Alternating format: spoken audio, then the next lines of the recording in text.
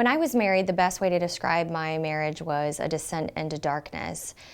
I had literally been cut off from the outside world. I was allowed to go to church and home for the majority of our marriage. My husband was extremely controlling and eliminated me from being able to have relationships with family and friends unless he was a part of that. I was completely manipulated and made to believe that if I did anything that was outside of church or my family, that I was going against God's will for my life, and started really descending into a dark place. I wasn't allowed to think for myself or do anything for myself. I had to rely solely on my husband to give me direction on what I was allowed to do and what I was permitted to do.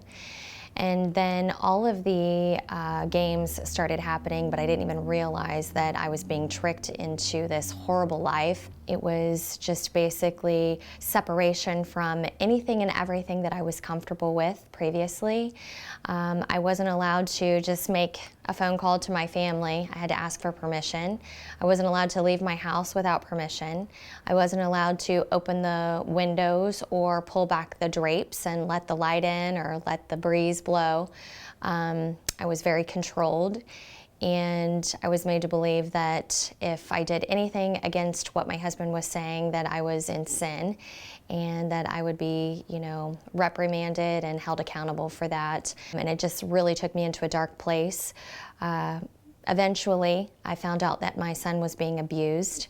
And not only was he being physically abused, but he was being sexually abused and by multiple people. And that was a really scary time for me. I felt like no one heard me. No one heard my cries. No one heard my son's cries. And, really, ultimately, my ex's goal was to silence my children and to silence me, really to take my voice away. And the entire court system was supposed to be justice, but the wheels of justice were moving very slowly. This situation was the quintessential bait and switch situation where you were made to believe that he was one person, but really he was another person. And so I was consumed by manipulation and control, and ultimately ended up ending my marriage and escaping from the horrible situation that I was in. I was in fear for my life. I was in fear for my children's lives, and it was just an extremely scary place to be.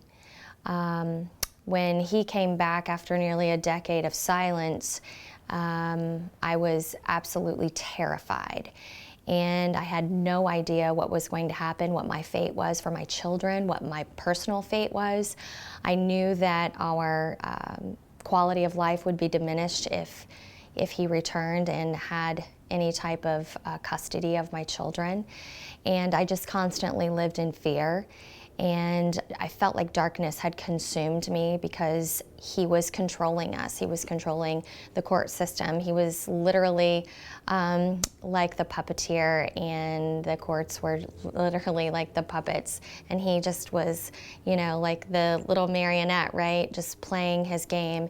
And unfortunately, my children's lives were affected, and my life as well, and my family's lives, by the horrible decisions of the court system as well as my ex-husband. And we lived in darkness for quite some time before the wheels of justice finally turned in our direction.